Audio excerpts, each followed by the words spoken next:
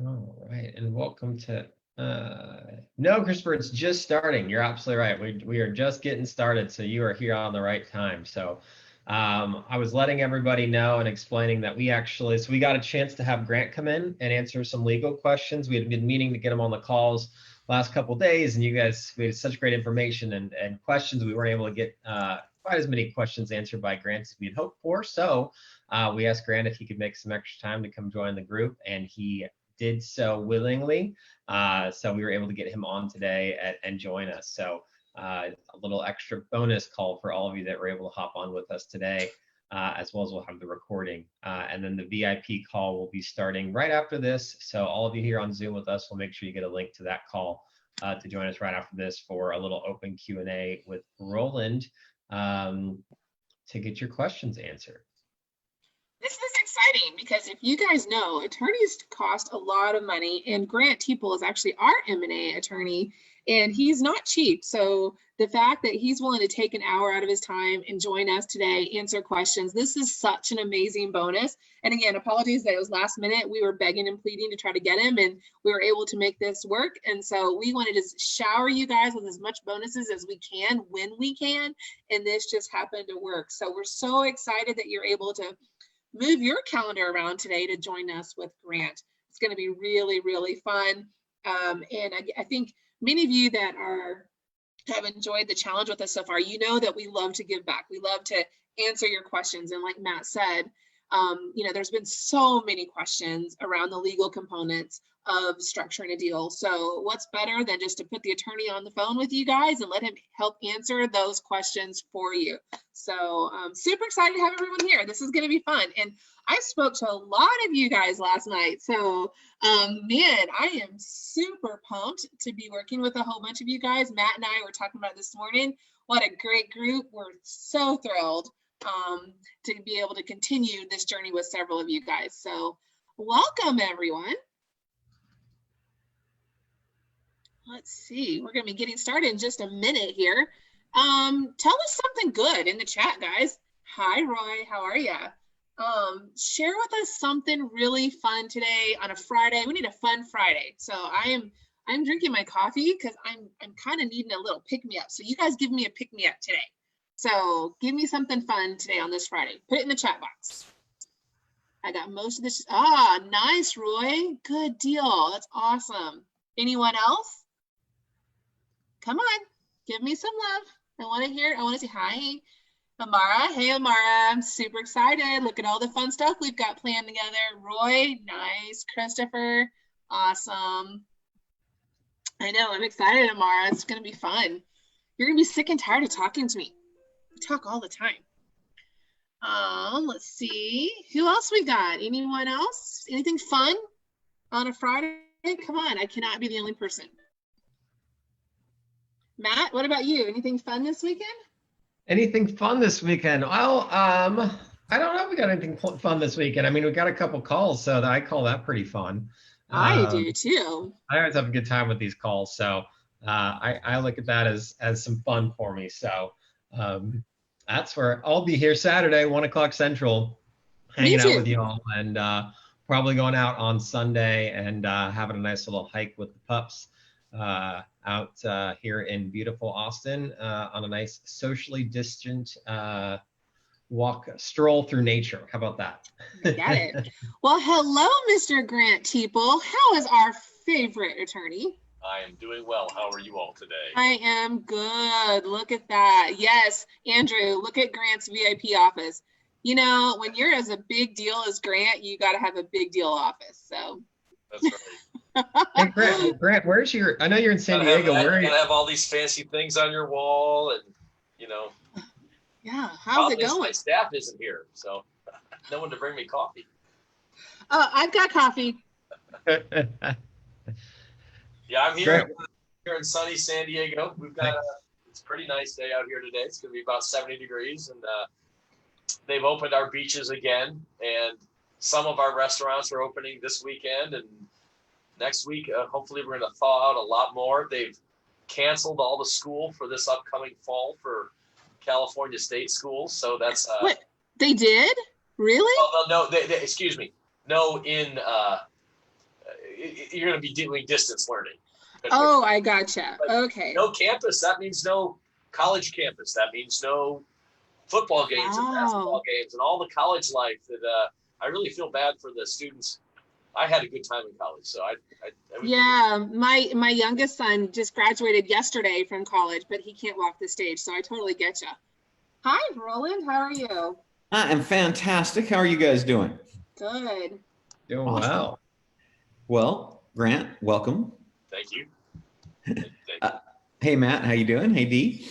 Hey. Doing well, thank you. Deanna, you were up all night last night helping people out with all this stuff. It was so cool. I just mentioned to several of the people on here, I was like, man, we were chatting last night. It was a fun night. I had my wine, we were talking. We're super excited to be talking to everyone today. And you got your chocolate cake. I did get my chocolate cake. And then this morning I got my coffee. So we're good. You're good. I love it. I love it. Well, okay, cool. Well, I just want to welcome everybody. We are here to ask Grant. This is Deal Team 6 with Grant. So any questions that you guys have about the deals that you're working on, this is the time to ask. And if you don't have questions, then Grant will come on. And I don't even have anybody in the chat. Okay, there we go. Are these usually asset purchases? Cool, Roy. So Grant is here to answer any questions, and he will happily chat about legal stuff for the entire hour if you don't have questions. So Grant, we're going to start with Roy's question. I think, unless I missed one, D, was there anything before Roy? Cool. Just post your questions in the chat. And I don't think this is the one that has it has Q&A. So you can either hit the Q&A button or in the chat, and we will answer your questions. Grant, Roy is asking, are these usually asset purchases? So Roy, as a buyer, the bias usually is it's more favorable for you to buy the assets as opposed to buying the shares of stock or the membership units. And the reason it's usually better for you as the buyer to buy just the assets is because when you buy the assets out of the company, and remember, the assets of a company aren't necessarily just its inventory. It can be the client list, it can be their phone number, it can be their trade names, it can be all the parts of the business that actually make the business move. So you don't need to think of assets just as maybe physical things necessarily. It can literally be the entire operating business and without the formal entity. And if you need to bring the employees over, sure, the old entity, the seller's going to have to let those employees go, and you as the buyer, when you buy the assets, you're going to have to rehire those employees. But otherwise, as a buyer, the advantage to buying those assets is, first of all, you don't get all the liabilities that might be attended to the old entity, the company that you're buying. Who knows what's been done? Who knows what you don't know? Or worst case, who knows who's about to file a lawsuit against that company? The sellers might not even know. You can close a deal and a month later have a lawsuit come against the company for something you did years before. Statute of limitations for claims for breach of contract are 4 years here in California in most states. For fraud, it's 3 years, but it's from date of discovery. So if somebody discovers something in lying, cheating, or thieving that went on, or something improper that went on even 6, 8, 10 years ago for a company that you're buying, you could have a potential lawsuit if their date of discovery of that actual fraud is within the last 3 years. Class action suits, they can bankrupt a business. So when you're buying a business, if it has employees, if it has a history at all, it's nice to buy it and know that you're not going to have any issues from that history arising. So number one reason as a buyer you want to buy the assets is because you're getting just what you need, the operating business, nothing more, and no additional liability. Number two reason, it's not a big reason, but it can be if the dollars get big, are taxes. When you buy the assets, you can depreciate those assets and amortize them over the life of the business. When you buy the stock, you don't get to do that. So if I buy your business for $1 million or $10 million, that's great. My accountant's going to love it. I'm going to love it on my tax return when I'm depreciating those assets. If I buy the stock and I put that $1 million or $10 million in, that's it. I'm stuck with that stock. So as buyers, we generally like to, it's more advantageous for you to purchase on the asset side. Great. Cool. Awesome. Very good answer. And let's see. And Roland, while you sort through the questions, maybe, I don't know how many people are on this call, have been on our other calls, but maybe I should just take a minute and talk about the life of the deal very briefly. And yeah, let's do it. Maybe that will inspire trigger some people's ideas in terms of questions. So give me. I do want you to do that, but let me answer one. Christopher had a question that was related to that one, which is, would asset deals include cash reserves? When you buy the assets, cash can be an asset. Absolutely. Cool. Okay. Yes. Go ahead, G. In fact, cash is usually the number one asset when we make the list. And Deanna, could you activate my sharing privileges, please, or Matt, or yes, whoever does that? We'll do that. So what I want to talk about here, once I'm given the power, is just Power is yours. a general overview of the life of a deal. All right. So if you can see here, this is just my M&A transactional timeline for purposes of this call that I just moved it away from the screen, didn't I? And so the first, look, this is beginning to end the things you need to consider, the major from 10,000 feet view of a deal. The first thing that you need to do is what I call prepare the catcher's mitt, right? You're going to have this special purpose vehicle, right? This entity by any other name that you're going to use to acquire one or more companies. You want to make sure that company is in the right jurisdiction. You want to make sure that company is coordinated with your long-term personal estate and tax planning purposes. A lot of people, as they acquire assets, the assets are at their lowest value. And you're going to make 2 or 3 or 10x this business. You may want that increase in value not to happen in your personal estate. You might want it to happen in your children's estate and your family estate. Take advantage of generational wealth skipping. This is long-term tax planning. So it's something to think about, making sure that your estate planning is in order and that it's set up so that you're going to maximize how much money you get and you're not giving too much away to the government. As you guys know, after a certain amount, it's called an exemption, a lifetime exemption. The government takes half of everything that's in your estate after that amount as a estate tax. That's 50%.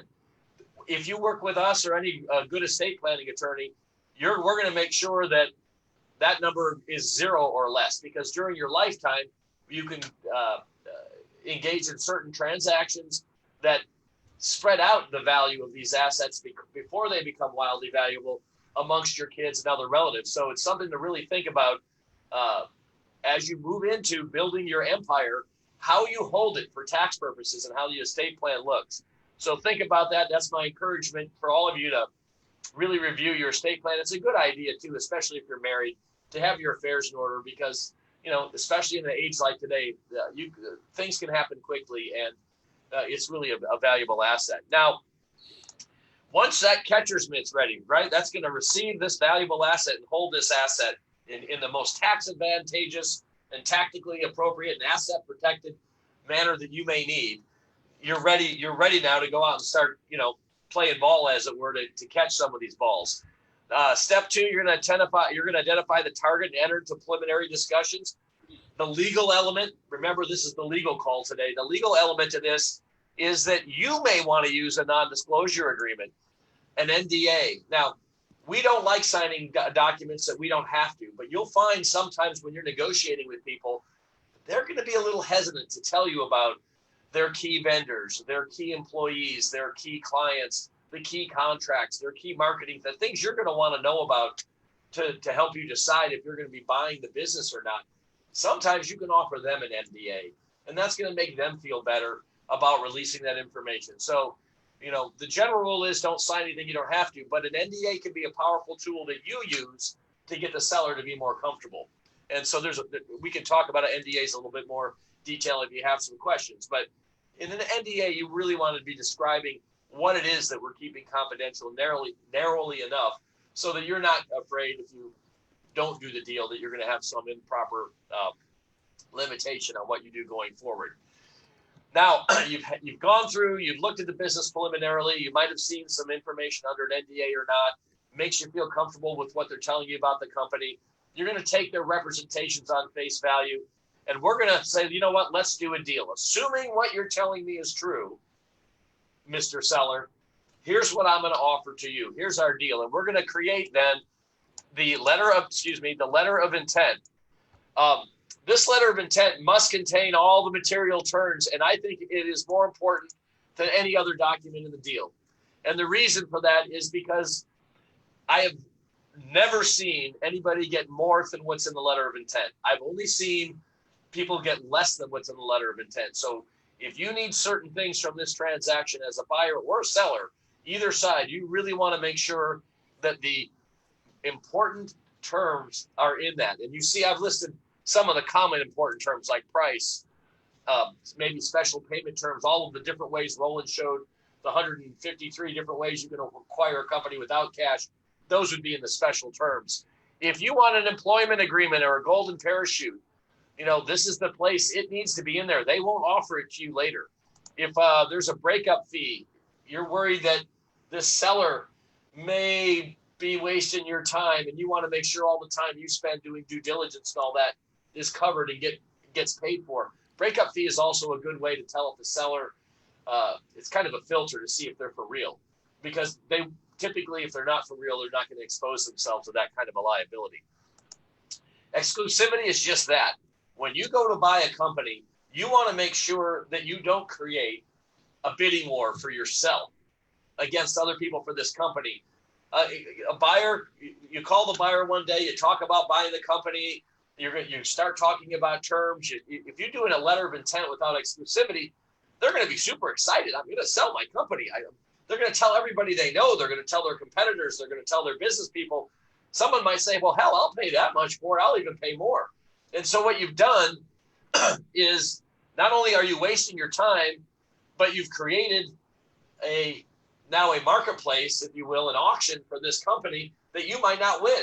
So all of your efforts may go for naught just to cause the seller to get a better deal with somebody else. You don't want to waste your time, and that's not why we're here, right? To make them that money. So exclusivity is key. They cannot talk to anybody, negotiate, or even talk about negotiating a sale to anybody else during a specific time period when you're doing the deal. And I really suggest that that exclusivity is one of the most important terms. It keeps everybody at the same dance. The non-competes, you're going to want, when you buy these companies, the last thing you want to do, especially if it's a relationship company where the vendors or the important clients have a relationship with the people at the company that you're buying, what you don't want to do is buy the company, have all the people leave, start their own company and compete with you. That's why you may want to make sure that certain key employees, you have employment agreements that you secure with them so you know they're staying. Might give them what we call a retention bonus to stay with the new enterprise that you're doing. And the main owners, if they were also key employees, you're going to want to have them sign a non-compete. Now, everybody knows that non-competes are generally not enforceable. Any contract that limits our ability to freely trade and exchange and to enter into other contracts with each other is void as a matter of law in most states. The exception in all states is that a seller of a business can be restricted from competing with the buyer of the business, right? Let me just say that again. If I'm selling the business, I can be subject to an enforceable non-compete so that I don't go out and start competing with the business I just sold. That would really be bad faith, right? To go out, I make you pay me for the value of my business, but then at the same time I go and suck the value out of it by competing with you. And so that's a clear exception that's allowed in the law. And then G is the transaction time. Just be mindful of the fact that when you do get into a negotiation or an LOI with somebody, you want to pin them down on a time to have this deal closed by, or else you're not going to do it. It creates a sense of urgency, and otherwise these things drag on, and time isn't always on your side when you're trying to do a deal. The next main focus or part of any deal is the diligence. You've done your LOI. Now we're into the diligence period, and that typically breaks down into two parts. The first part is the business diligence. This is when the accountants come in, the business guys come in. This is when really typically you and the smaller deals go in, look at the books, look at the records, meet the staff, look at the, do some calls to existing clients to see what their happiness levels are, or complaints are, all of the things you might do. I mean, there's the list of things you can do in diligence in and of itself. Lawyers have week-long classes talking about diligence and how to do it right. There are many, many things to do. In a simple business, you'll have less diligence, but in any event, there's that business side of the diligence where we make sure the earnings are what they say they are, that the profit is what it is, and the business is as represented.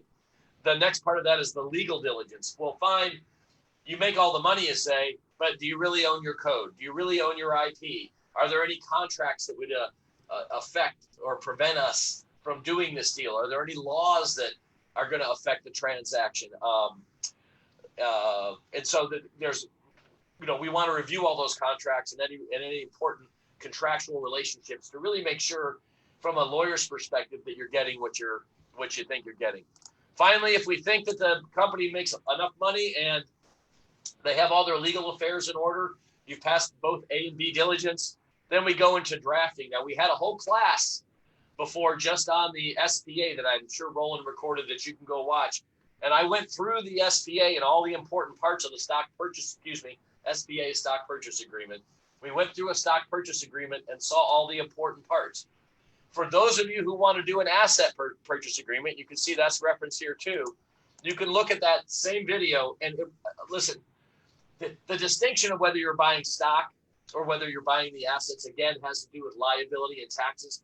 Once those two issues are set aside, a stock purchase agreement and an asset purchase agreement, for all intent purposes, are virtually identical. So those of you who are doing asset purchase agreement, I know Roland has provided an asset purchase agreement as one of the documents that you get in the program.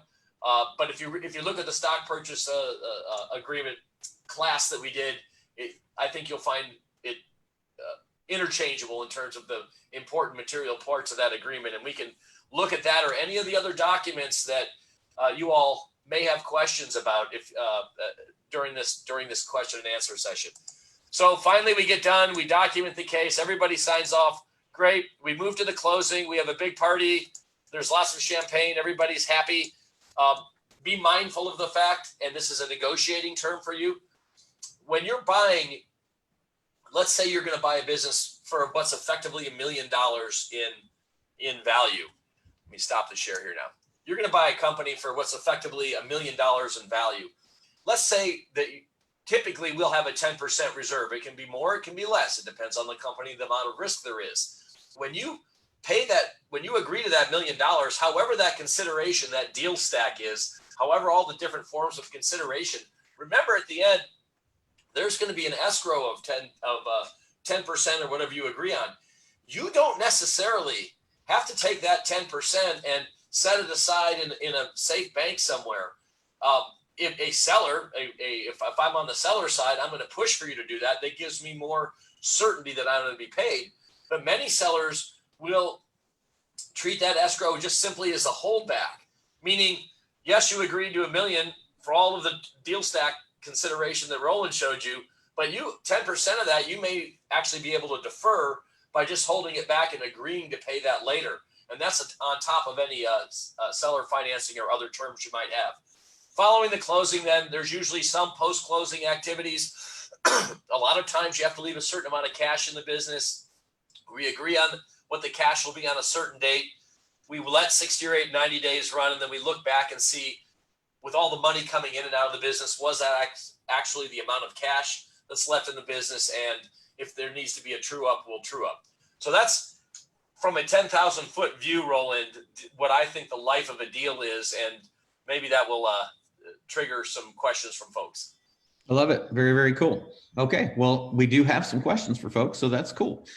So let's go first to the Q&A, folks. Manny says, I have a basic question regarding the LLC. Should the investment entity be a C Corp or an S Corp? My worry is how to avoid double taxation. Boy, it seems like we get this question every time and all the time, don't we, Roland? Yeah. So let me just spend a minute with it so that you guys can now be C and S Corp experts. The the terms C and S corp, they're always, S and C are always seem to be used in the same phrase with corp, but you can actually have a LLC that makes a C election. What is S and C? S and C are designations that the IRS makes, right? S means that if the company makes money, whatever the profit or the loss is, that will pass through to the owner. So if I own 100% of the company, it makes $100, then I show $100 of income on my personal tax return, and the company doesn't pay any tax. All right.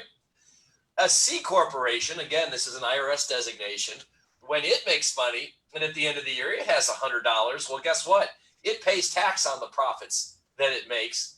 And then after it's paid all those taxes, and only after it's paid the taxes, it pays me the remainder. So people, why they say, would you ever want to have a C corporation? Because you're going to have a double taxation. And again, whether it's a C corporation or a C LLC or a pass-through or an S corporation or a pass-through LLC, that designation can apply equally to corporations or LLCs. Excuse me. So for purpose of this answer, when I say C corp, it could be the same thing. It could be a C LLC, right? It could be taxed at the corporate level before it passes through. Well, there's two reasons there's a lot of reasons you want to use C corps, but here's the ones we typically advise. And let me preface it by saying, if you need all of the money that you make each month, and you aren't going to retain any earnings, and you aren't going to have profits that you're going to be able to use to buy other businesses, inevitably, invariably, you're going to only want to use a pass-through entity or S corp, an LLC that didn't do the C election, because there's no point if the money has to be taxed right away and then you need to take it out and use it to have it taxed again. However, if you're going to buy a business and you think it's going to get valuable and you don't think you need the money, then what's going to happen is you may want to have a C corp that owns the first company you buy, and owns the second company you buy, and owns the third company you buy, and the fourth company you buy. All of those activities flow up into that C corp. Well, that C corp is going to have expenses. It's going to have a salary for you. It's going to have maybe office space. It's going to have what all the other costs are of running the business, right? And you can leave that profit right in that business and continue to grow it there. And why would you want to do that? And I'm sorry I'm taking so long to get the punchline. C corps are taxed at 21%. And as long as you have them in a state that doesn't have additional state income tax, like a Florida, a Nevada, right? Some Texas, as long as you have the companies in that tax favorable jurisdiction, you're only paying 21 cents on a dollar, right, of tax value. And if you're in California and you have you make over 100 grand a year, you're effectively going to pay 50 cents on the dollar, whether it's passed through to your company or you individually. So just that savings right there of 30% on the profit, typically a good operator can find a way to not show a lot of profit, to make sure that they use all the money in this C corp in a way that doesn't have a double tax effect. And then by the time someday somehow when you sell, you may sell your whole C corp. You may sell that C corp, the stock in the C corp that owns all those companies under it. And in that event, you're selling just the stock. You're going to get long-term capital gains treatment there. And you may or may not have taken any of the money out of the company. In other words, if that C corp builds up $4, $5, $6, $7, $8, $10 million of retained earnings, right? If you take that out, you're going to have a tax event. But if you sell the stock, you're only going to have a long-term capital gains which, as you guys know, any asset you hold longer than a year, you get a more favored tax rate than if you don't. So I was a little all over the place there, but you can see there's a lot of good reasons to use C corps and S corps. But initially, again, unless you're really going to be retaining a lot of earnings, most people just start with the pass-through entity, which is the S corp or the LLC. Perfect. Okay, so the next question on the Q&A has disappeared from my site, but I will find it, is Roy, so you do the due diligence before signing the contract. A lot of sellers won't open their info without a signed contract. No, find that not to be the case. I mean, no one is going to buy a pig in a poke, right? No one's going to buy, hey, we have door number 2. How much do you want to pay for it? It's really good asset in there. No one does that. And if they're a real seller, they'll understand it. If they have any business sophistication, they'll understand that. And again, if you need to, if they're just really shy, then offer them a really strong non-disclosure agreement and get their comfort level up. Cool. And Ty Lopez has a question. I'm going to bring him on because it's going to be a little bit more complex. It's Adrian Gomez Lopez. If you can pop him up here, then basically, Grant, while Matt's doing that, he is interested in any info on buying an asset in an IPCO, OPCO model, and specifically putting the asset offshore for asset protection and potential tax savings. Can we get Ty up? Or? Yeah, let's let him come up and tell us a little about it. Yep, he'll be up. He's coming right now. Cool. Hey, you guys. Hey, Ty, how you doing? Here, I'm on the farm. Sorry about. No problem. What's happening, man? Here, roll. Not much. Good stuff. I appreciate it. Yeah, I just 2 questions. Buying in an IPCO/OPCO model, and then also if you have any experience in buying it and moving either the IP or the operational company offshore for asset protection acts. Just wanted to hear your thoughts, Grant. Sure. Listen, you know what the number one most favored tax jurisdiction in the whole world is? The place where people want to put their money? Guess where the number one people run to put their money is in the whole world? United States. United States. And you know why that is? The reason for that is because of the certainty. It's got some of the best. The reason that the Grant Teeple thinks it is because of the certainty of the strength of the dollar, right? Our currency isn't all over the place as much as most foreign currencies. The dollar is certainly the world standard. And then the other certainty is our judicial process, that if someone takes money from you or does something improper in business, messes with your investment, you in theory can go to court and you can get redress. So it's funny, most of the stuff that is coming inbound. Now, is there an advantage to taking your money offshore? Sure, there's an advantage. Typically, the greatest advantage. Grant, I think like to hit the first thing, to have an IPCO, OPCO, right? To have your operating company be separate from your intellectual property company, have your IP in an offshore jurisdiction where it's protected, maybe do a license deal. I believe, Ty, that's what you were asking. Is that somewhat correct? Yeah, that was the first question, is because that could be in the US.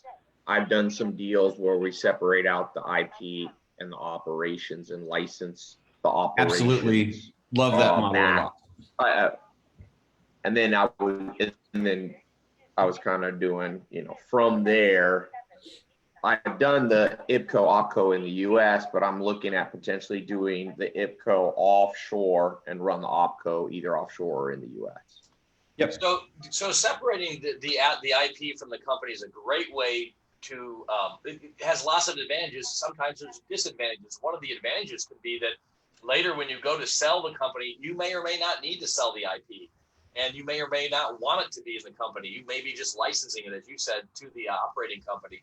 Now, why own the IP offshore versus onshore? Let me ask you this: What do you think you would achieve by owning the IP offshore? What advantage other than asset protection?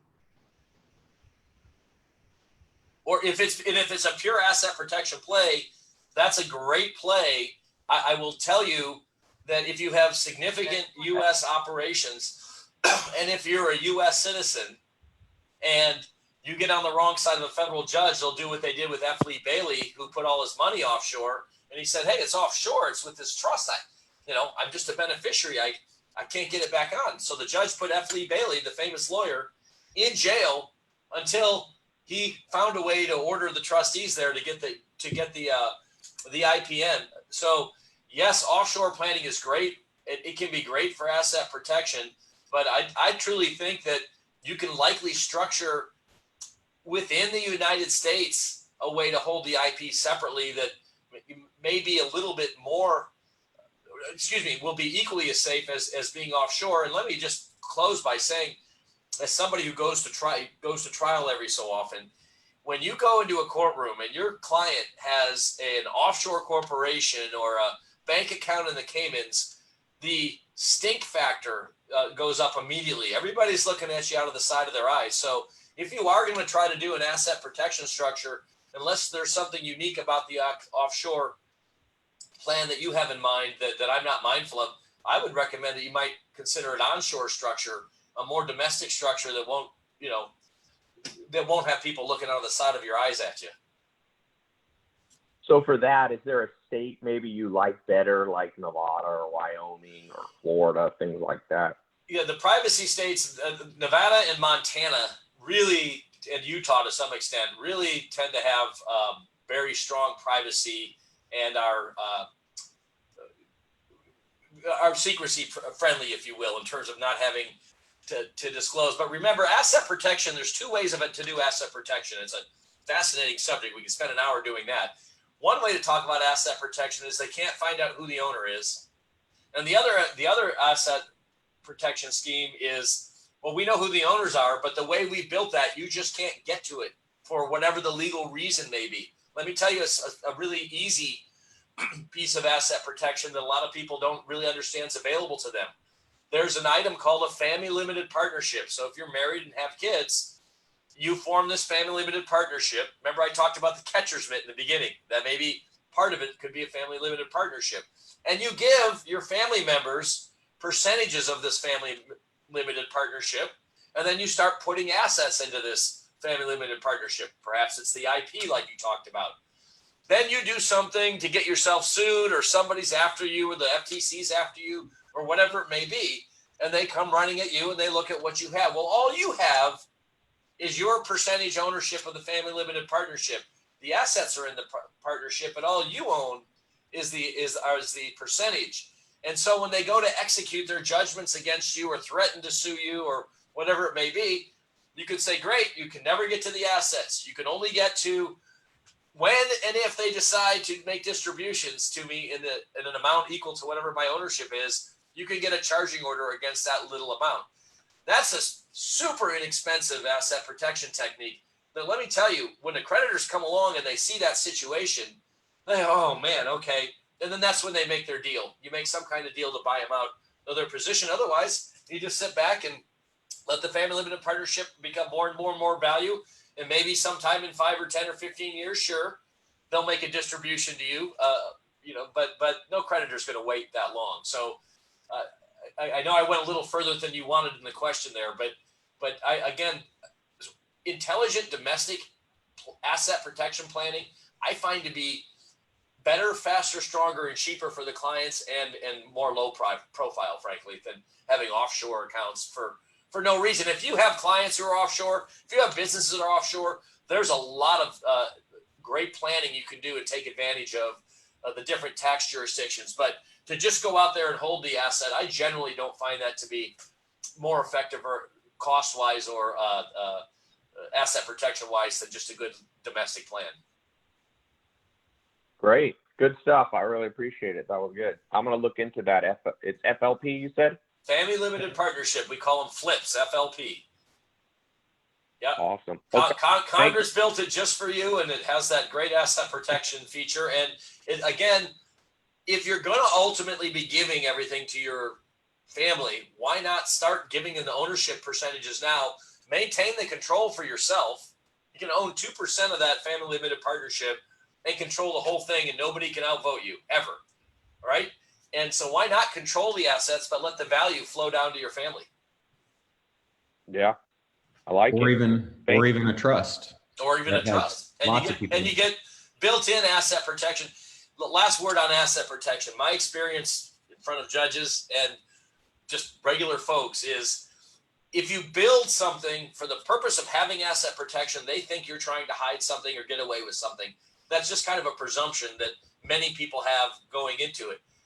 and you have lots of good reasons. I mean, look at the government, look at the economy, look at the crazy lawsuits that are out there. I get it. If I'm in a certain business, I definitely want to allocate and segregate my risk.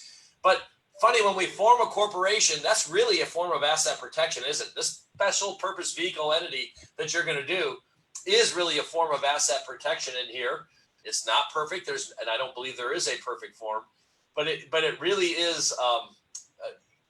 But we're forming the corporation to do business, not to protect our assets, right? That's the reason we're doing it. And when you do good estate and tax planning, usually the ancillary benefit, the side benefit that comes along is you get great asset protection because we formed a family limited partnership because I want my kids to have value because I want to avoid, we don't evade taxes, but avoiding is legal, right? I want to avoid the state tax on these assets. So I'm legally entitled to be making lifetime gifts to my kids of these either assets or the part of the family limited partnership. That has the unintended or maybe intended side effect of the fact that a creditor can't get to those assets directly. So if you go out and you do good estate and tax planning for yourself, you're going to get the side benefit of good asset protection many times. If you go out just to do, I'm going to build a structure just for asset protection, I find that it creates some suspicion, and frankly, you don't get any really good tax or estate planning benefits. So. Yeah, half of life is about optics. I know that, whether it's dealing with the IRS or dealing with a judge. So good. Roland, thanks for putting this on. I'm enjoying it. I got my notepad here. Obviously, that's wonderful. Farm raised eggs. These came from some chickens in the backyard. So trying to stay COVID self-sufficient. I love it. I won't take for your time. Thank you guys. I'll keep listening. So Roy Grant asks, can you borrow from a C Corp instead of taking a salary? You absolutely can borrow. The rule on borrowing from a C Corp or any company, remember, let me back up. If you have a company that's an S Corp or a pass-through corp, it's treated as your asset that passed through to you anyhow. So borrowing from that wouldn't matter. A C Corp is not you. It has its own taxpayer ID number. It is not you. And so you're right. If you're going to take money out of there, it either has to come to you as a loan or as income.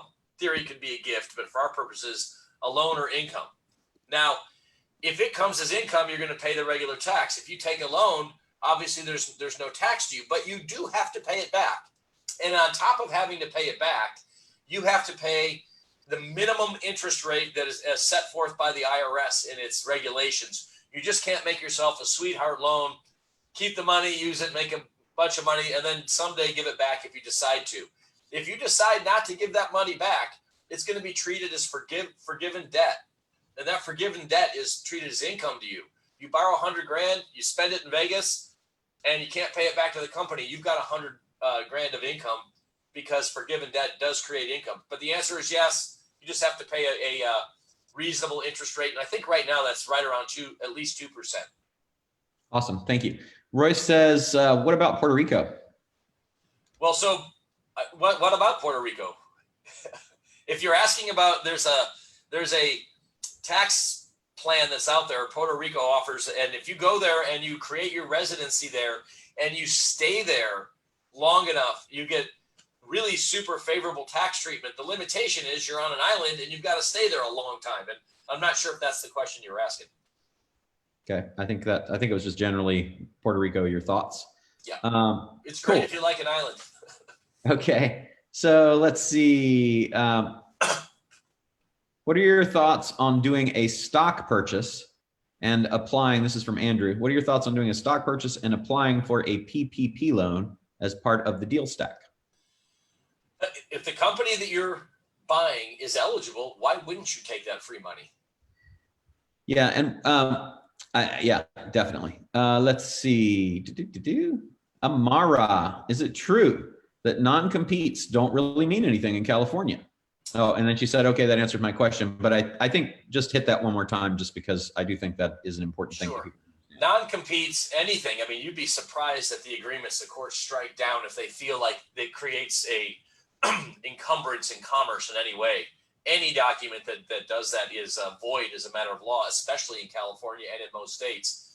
However, there are some exceptions, and the number one glaring exception is if you are the seller of a company, you may be subject to an enforceable non-compete, so that you don't sell the company and then kind of go around that sale to all the clients and all the people say, hey, I sold the company to this guy, but you really like me, come do business with me.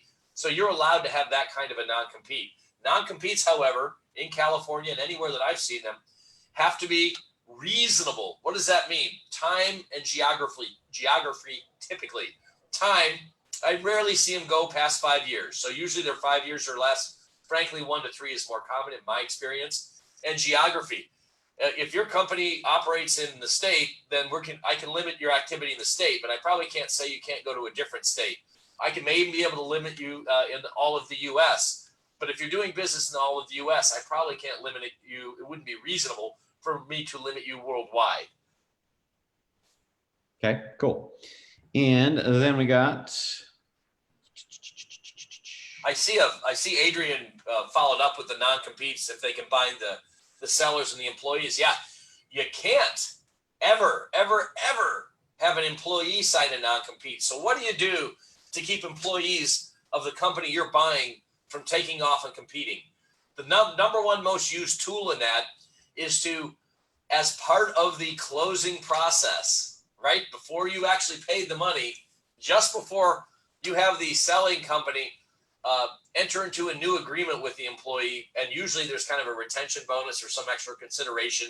You give them some profit participation, some extra value, so that, and you have them sign up so that you'll have some loyalty. But still, they could quit the business the next week, couldn't they? And they could probably go compete with you, and you'll probably never be able to stop that ultimately, because employees are free to go compete anytime. Now, some ways around that are to have defensible IP. They certainly can't go and compete by using your trade names. And if you do a good job keeping your trade secrets secret in your company, then you're going to be protected by the Uniform Trade Secret Act. Well, what are trade secrets? Well, one common trade secret is a customer list. And one common trade secret are special relationships and pricing you get with vendors. So if your employee takes off with your customer list and knows who your vendors are in the special pricing, you can, because of the statutes that are out there, right? The Uniform Trade Secret Act, because of that statute that's out there, you can keep them from using the special information they had in your company.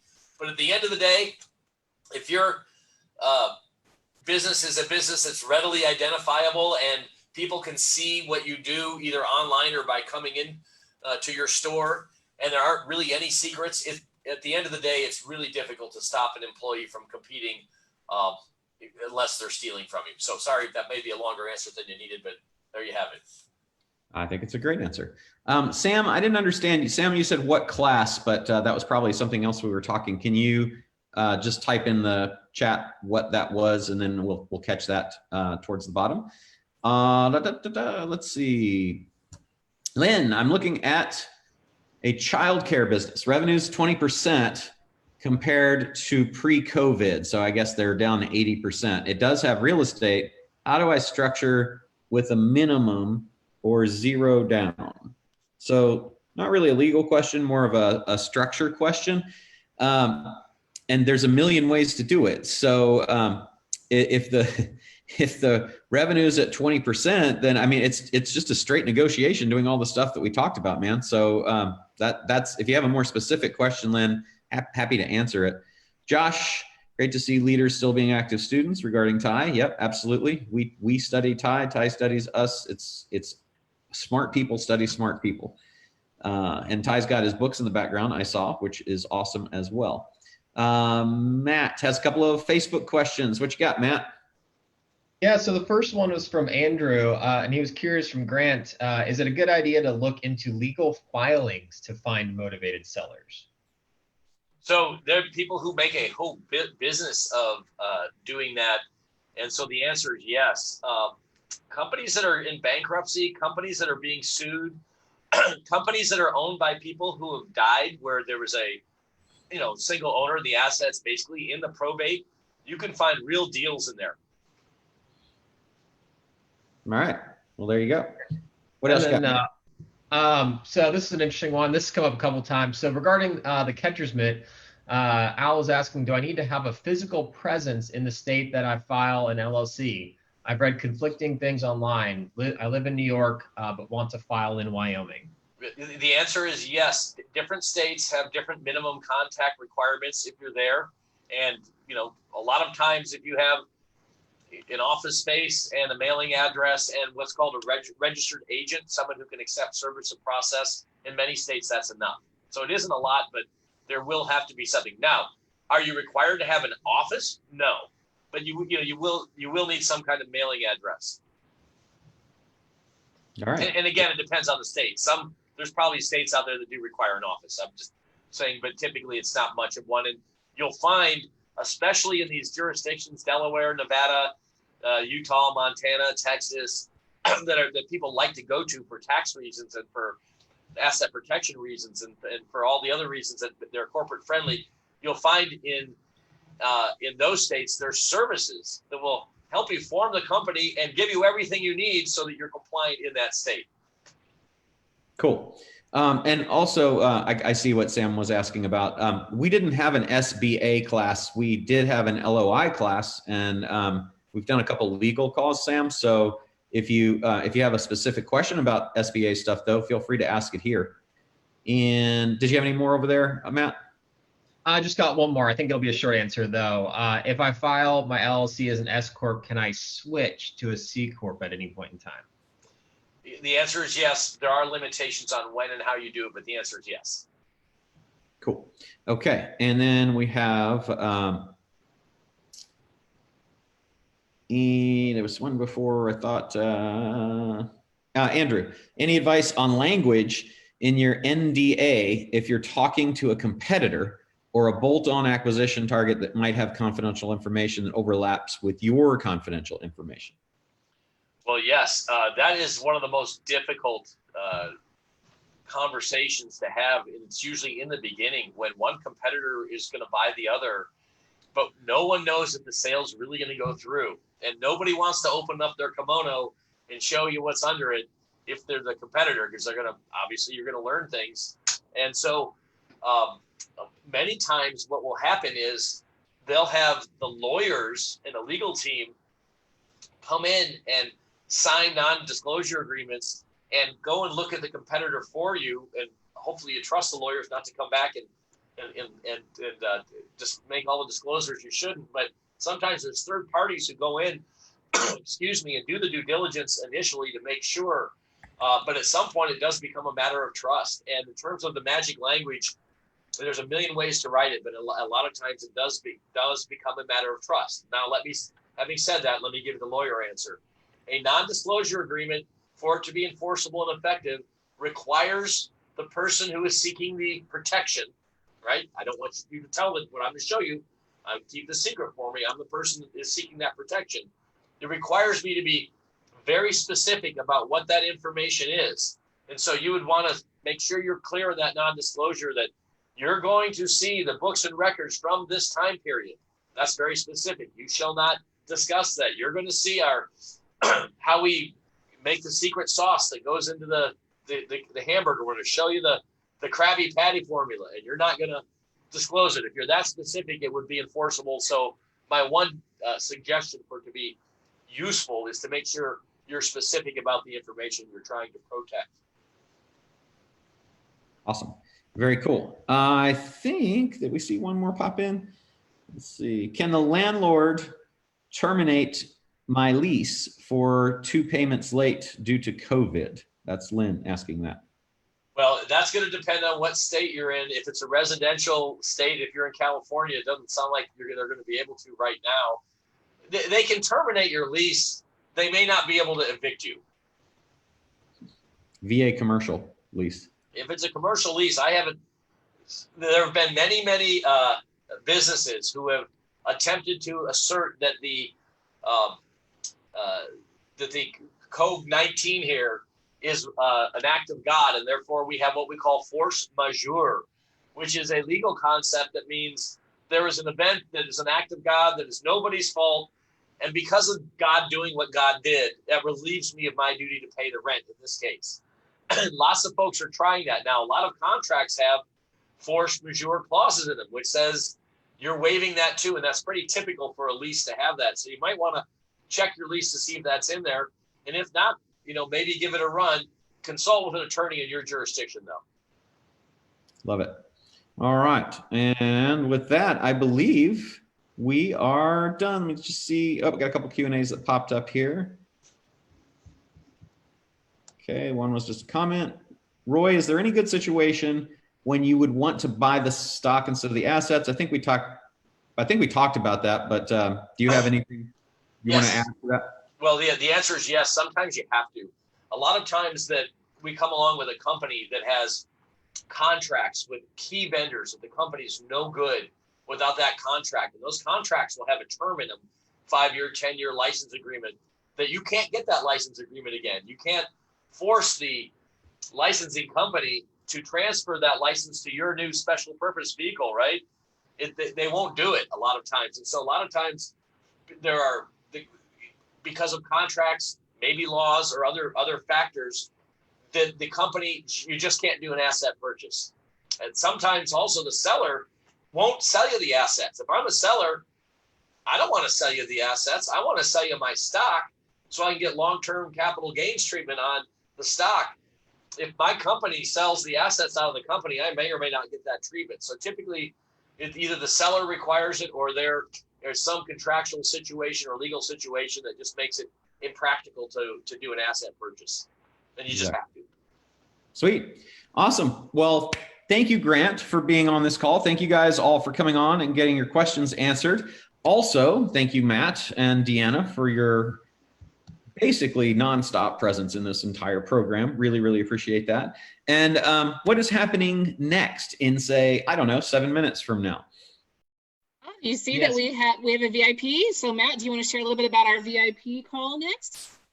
Yeah, so for those of you who did purchase the VIP program with the challenge, right after this call, I dropped the link in the Zoom, and that will be your Q&A VIP only time with Roland. So I dropped the link in there if you don't have it in your calendar, and we'll pop over there in just about 6 minutes. And Grant, so this is your call for VIP to come ready. Grant, if you are available and would like to hang out in the VIP with us, you are always appreciated. You're muted though. Always. You're muted, G. There you go. I say I will attend some of it. I actually also have to go to the bank to open my PPP account. I love it. All right. Okay, cool. All right, everybody. Thank you for coming. We'll see you soon.